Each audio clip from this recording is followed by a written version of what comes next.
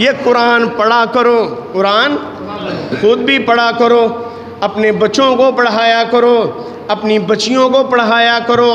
میں دعوے سے کہتا ہوں، ممبر رسول کے اوپر بیٹھ کے کہتا ہوں، جس گھر میں صبح سویرے قرآن پڑھا جاتا ہے، میرے نبی پاک نے فرمایا اس گھر میں دنیا کا جو بندہ زور لگا لے ٹونا جادو کرنے کا، کالا علم کرنے کا، جس گھر میں قرآن پڑھا جاتا ہے اس گھر میں زندگی کے اندر کوئی ٹونا جادو نہیں چل سکتا۔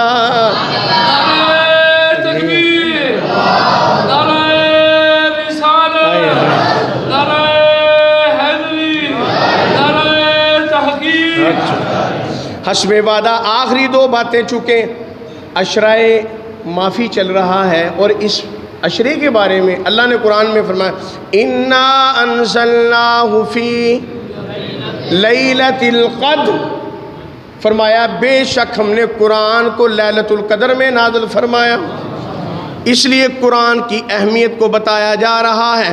میرے آقا علیہ الصلوۃ والسلام نے فرمایا جو بندہ قرآن اٹک کے پڑھتا ہے، اس کی زبان تھوتلی ہے لیکن وہ کہتا ہے میں نے پڑھنا ہی پڑھنا ہے، اللہ کے نبی فرماتے اس کو 4 گنا زیادہ ثواب ملتا ہے۔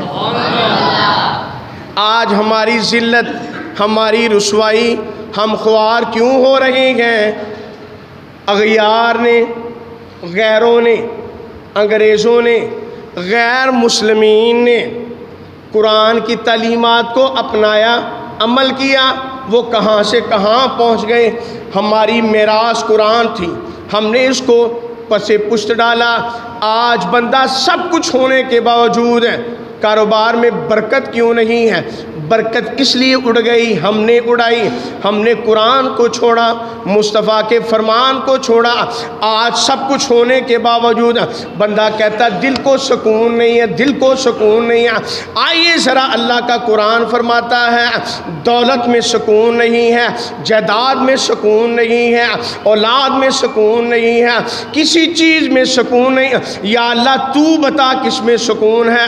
اللہ فرماتا الا بذکر اللہ تطمئن القلوب، فرمایا قرآن پڑھتے جاؤ دل کو سکون پاتے جاؤ۔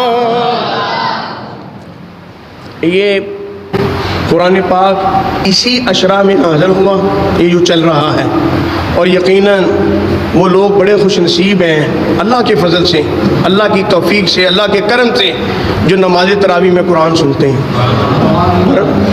میں نے جب یہ پہلے بات کی ہے، اس سے بڑا کوئی بندہ بد نصیب یا بدبخت ہے، بد شخص ہے کہ جو مسلمانوں کا بہترین مہینہ ہے اور اس مہینے میں سے بہترین عشرہ آخری عشرہ ہے، اس عشرے کے اندر جو بندہ روزہ نہ رکھے یا قرآن نہ پڑھے یا مسجد میں نہ آئے، کہ یہ عالم ہے کہ اللہ کی رحمت آپ کی دہلیزوں پہ کھڑی ہے، یہ قرآن کہتا ہے۔